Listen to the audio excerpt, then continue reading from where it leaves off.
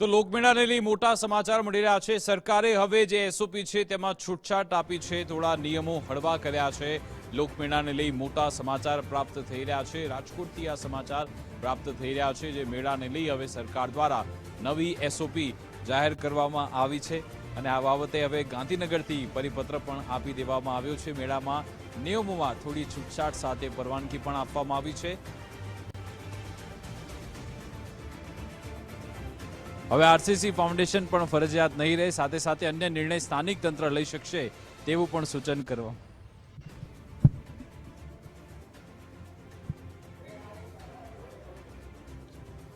ચોક્કસ રાજકોટ માટે આ એક સૌરાષ્ટ્ર માટે પણ એક સારા સમાચાર છે કે જે રાજકોટ સૌરાષ્ટ્રનો સૌથી મોટો લોકમેળો જન્માષ્ટમીનો ને એ જન્માષ્ટમીના લોકમેળામાં જે કહી શકાય કે રાઇડ્સ વગરનો મેળો હતો, એટલે ચકડોળ વગરનો મેળો મોડો લાગતો હતો।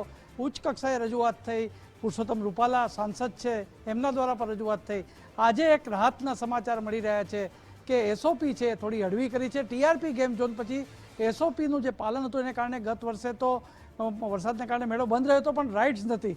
આ વખતે પણ રાઇડ્સના લોકોએ ગાંધીનગર સુધી રજૂઆત કરી હતી। એ રજૂઆત આજ બપોરે સારા સમાચાર મળ્યા છે કે અમુક નિયમોમાં છૂટછાટ છે।